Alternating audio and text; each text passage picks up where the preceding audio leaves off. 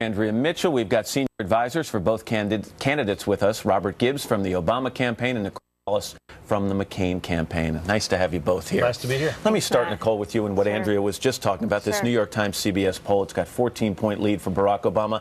That's one poll. A lot of other polls are much, much closer. But inside this poll, what Andrea just talked about, that about 60% of people say that they have been turned off by negative attacks by John McCain on Barack Obama. How do you respond to that?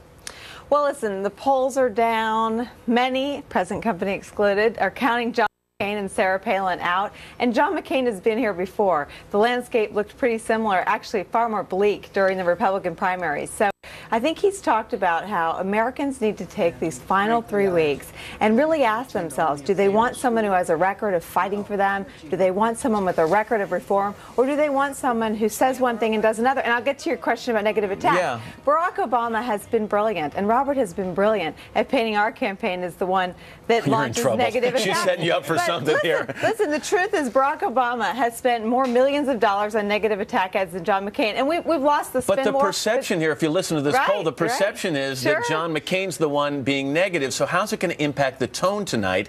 Will John McCain go negative tonight? Can he afford to go negative tonight?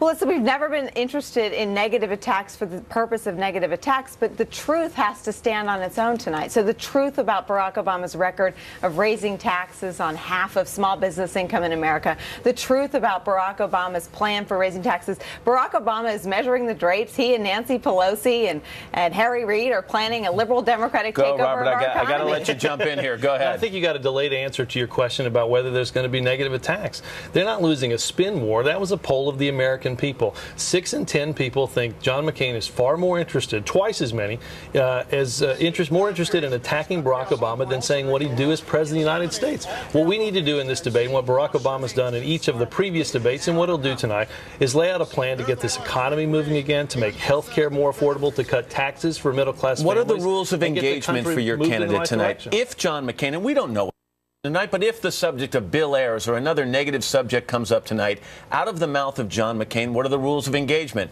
Does Barack Obama let it slide off his back, or does he fire back? Well, look, we will respond appropriately, whatever the question and the response is. But I think that poll demonstrates that the American people want to see from the person who's going to be the next president of the United States, what are the solutions that they have for their family? How are you going to create jobs and get them back to work? Only 7% of the people think this country is headed in the right direction. I think it's it's about 4% who think it's in the right direction. What Barack Obama is going to do is lay out a forceful case for change, because, quite frankly, we can't afford 4 more years of the same George Bush, John McCain Let me ask you about race in polling. In particular, article in the New York Times also this morning says, look, you know, we don't know about whether people are honest with pollsters when they're called, whether they're willing to express perhaps racial bias. And as a result, one top Democratic advisor says, I shave a couple of points off all these polls that favor Obama, because I think when some voters, some white voters, get in the voting booth, they're going to say no, and they're going to let that racial bias come out. How do you both feel about that?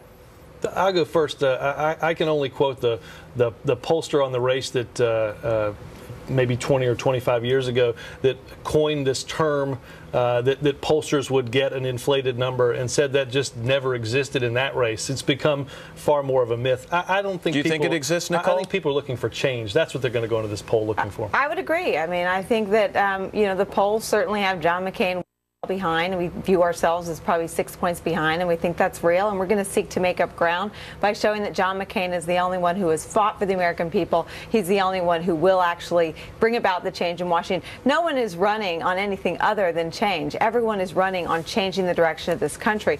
John McCain is the only one who's actually done it. On race, I would just say the poison that was injected by the Obama campaign surrogates on Friday is one that no one should stand for, not the media, not the Obama campaign, and John McCain will not stand for that. I'll give you 5 seconds. Man, I'm shocked that there's polls that show that the McCain campaign is far more interested in attacking Barack Obama than in proposing solutions. We get a good evidence of it right here on the couch at the Today Show. If there's a headline that comes out of the interview, it's that she called you brilliant. Don't let that, don't let that go. I stand by I should have taken that run, right? Nicole and Robert, nice to have you both here. Thanks, Matt. It's